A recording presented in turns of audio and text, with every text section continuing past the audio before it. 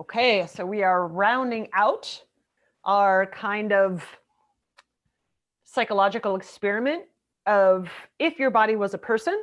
So we started off, hey, if your brain looked at your body and just observed it at a first glance, what kind of biases and judgments would it make? The second was if you watched it for a day, what would you notice? Would you actually want to be this person's friend? And it showed from the group that actually just over half would want to be their own friend. So taking that into account. Lastly, today we're looking at if the brain and body were to actually have a conversation. And again, we have to pull back a little bit as what is the point of conversation? Conversation is a sincere desire to get to know and understand. Not faking it, not pushing or pulling, not telling it what to do, but to be able to ask and listen. Okay, so from there, let's take a quick look. I will be needing some numbers from you guys shortly. I'll let you know what that is, but let's take a quick look. We're going to start out with general tendencies, and then we'll go to the actual conversations that we'll try to break down. So, all right. So the first question I ask is, how often do you ask yourself, how are you? And if we combine these two big ones, the two biggest, which is only when somebody else asks and never, it's about 60%. So 60% of you never ask yourself how you are. Consider a friend in your life. How often do you ask how they are? Right? How often are you sincere about it? Right? And if we never really ask how we are, can we ever really gauge where we're at and what's going on? Okay, big picture questions. We'll get to those. Then I ask, if you were trying to befriend somebody, would you be able to hold a long conversation with them? Why long? Because you want to keep digging. You don't want to settle for the, how are you? I'm fine. You're both like on your phones and like separated. It's not that fake conversation. It's the, no, let's dig into this. I want to know. I want to stop pretending. I want to stop hiding. I really want to know the truth. Okay. About 2/3 of you say, yeah, I can hold a long conversation, but 1/3 of you cannot. And so if you cannot hold an actual conversation with a person in real life, how on earth are you going to be able to do that within your thinking, within your own body? Okay. Nobody is able to know you as well as you if you're willing to ask the right questions and dig into the answers. Okay. Then what's your role in conversation? Are you typically the talker or the listener? Right? What's great is about 50% of you are pretty equal. You talk and you have a chance to ask questions.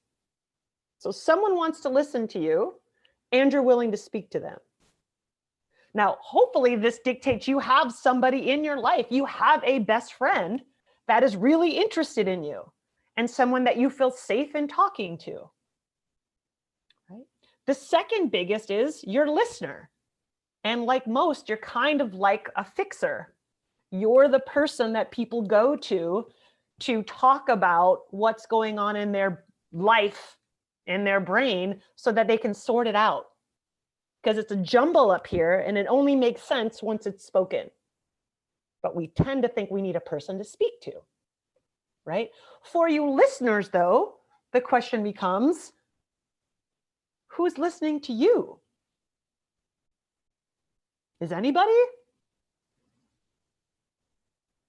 Is that okay? Do you listen to yourself in the way you listen to other people? And then we've got 15%. They're the talkers. They're kind of the main event. They can just go on and on and on and on and on. And they're so kind of stuck in the wind of what their brain is doing that they kind of forget to really ask about you, or they'll take a pause in the conversation and be like, so what's going on with you? And then you'll like start to answer and then they'll like change it right back to themselves, right? They know it should be reciprocal, but they just can't help themselves, right? So the role that you're taking. Next general question was, care comes down to two things, time and attention. This is that conversation. Would you say that you care for yourself as you care for others? Now, 40% of you, just about, are saying no.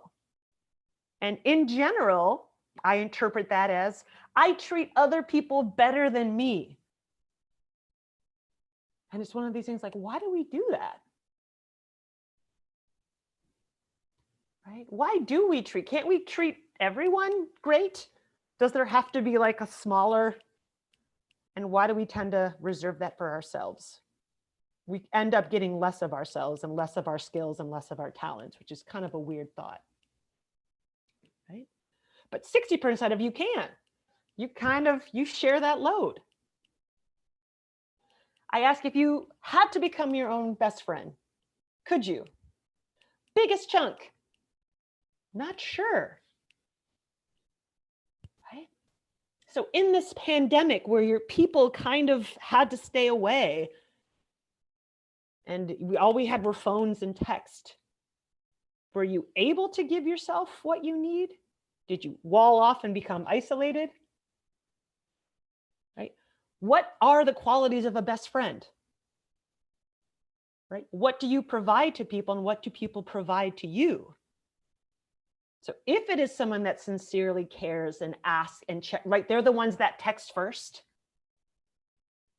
Right? So all you have to do is respond. Those kind of like weird games, like, can you check in with yourself?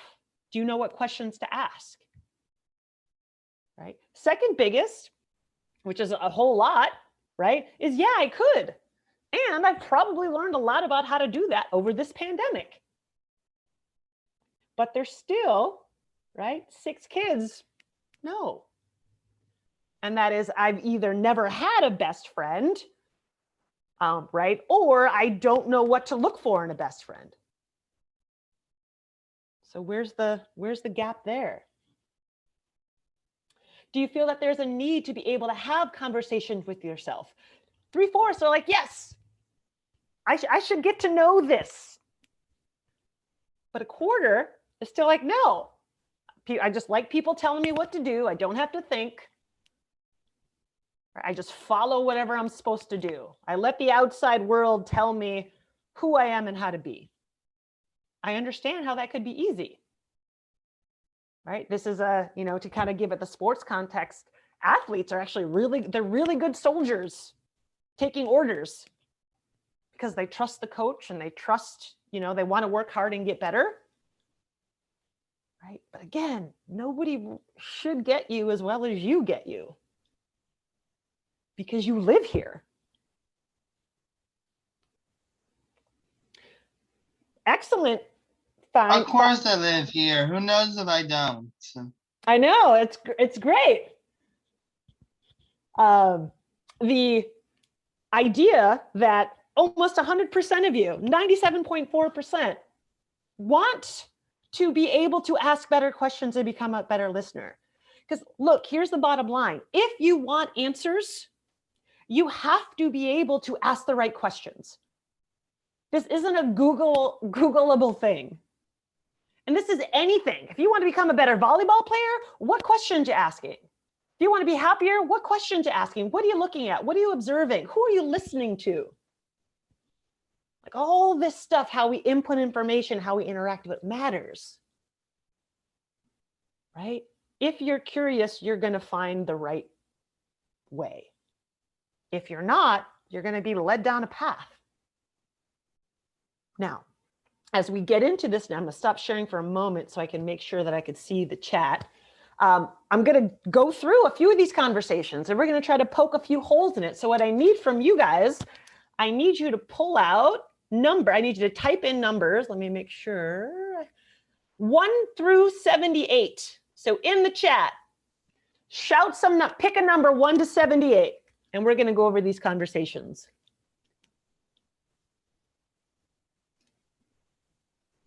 22, 15. Bam, bam. You guys love writing numbers. Okay. Okay, pause.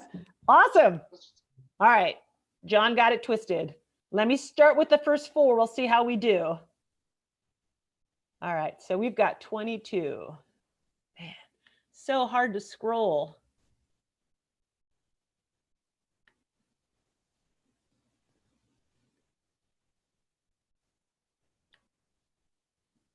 Too hard to scroll. 67.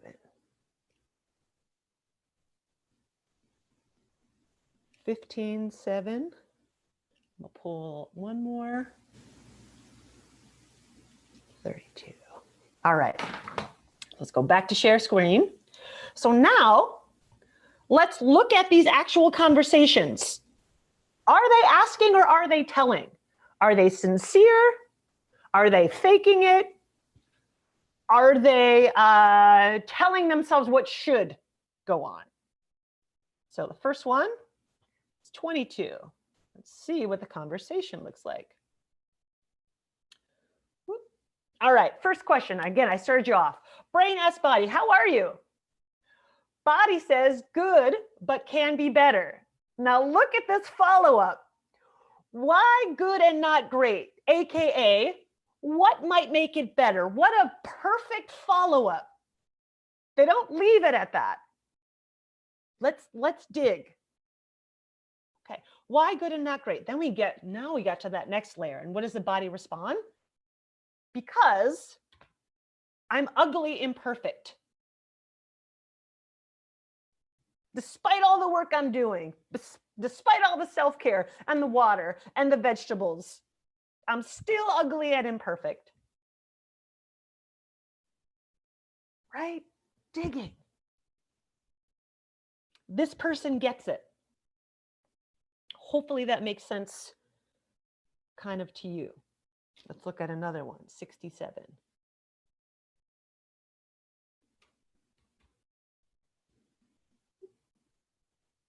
Okay, now we have a little confusion, but brain asks body, they get part 1. I'm not okay. My mental health is down the drain. So the body says it's mental, goes right to it. The body knows the mental's messed up. And then we kind of get lost in the follow-up of the question, right? Now, if I'm going to play this out as a caring, wanting to know brain, I'm not okay, my mental health is down the drain. What is it that you're worried or concerned about? Find the detail. What's going on? Is this something that has happened of late? Is this something that's been going on for a while? And or what is it that you're looking for to help your mental health? Do you know if you saw it? Right? So you could go with questions, right? Trying to kind of dig in. Let's look at 15.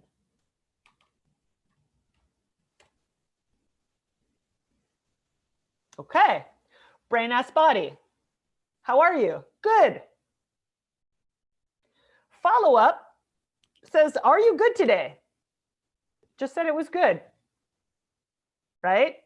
So again, we find another, okay, kind of get lost in the question. It happens. Let's look at number 7.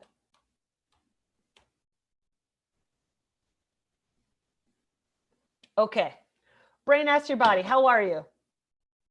Responds as good, but still needs more. I'm good, but I need more, AKA I could be better. Now, this is the hone in here. After hearing how the body responds, what does the brain say, ask next? The brain says, be more active and control what you eat. It doesn't ask a question. It says, be better. Be active, stop eating junk food, put some broccoli in your mouth and everything will be fine. Right? Not a question. Doesn't want to know and understand. Thinks it has the answers. And it's a willpower thing. Right? And then how does the body respond? Yeah, that would be better. It's convinced. But if the body knew and believed it, wouldn't it actually be doing it? This is the disconnect. Right? What's dig? What's in the way? This is that best friend role. I'll look at 32. So we had a few that were confused. Okay, brain asks body, how are you?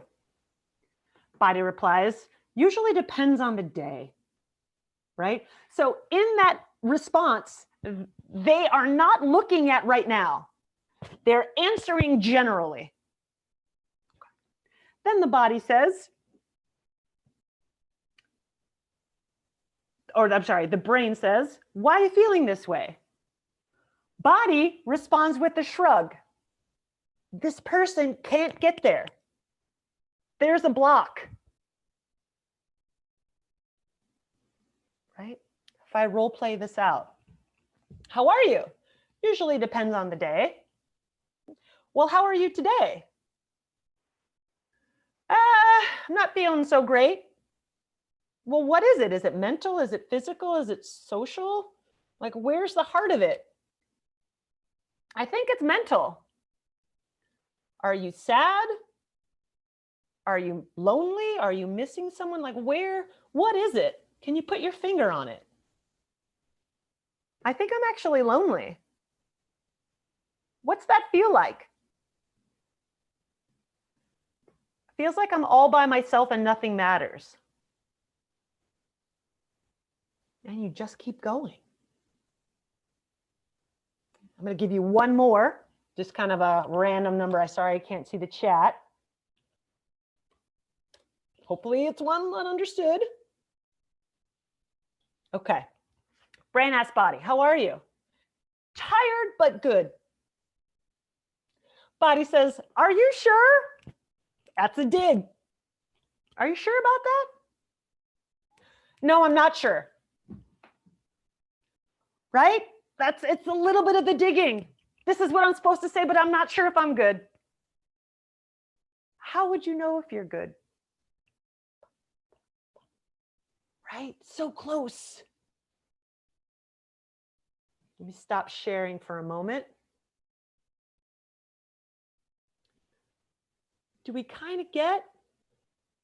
And I just need like a few points of feedback if I get it, where it still seems kind of crazy. Do we get why this might be important?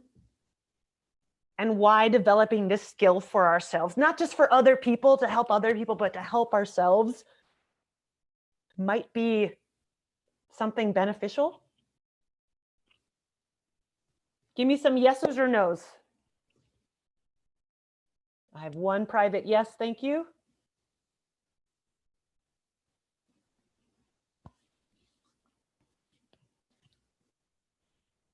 Awesome. Cool. Yeah.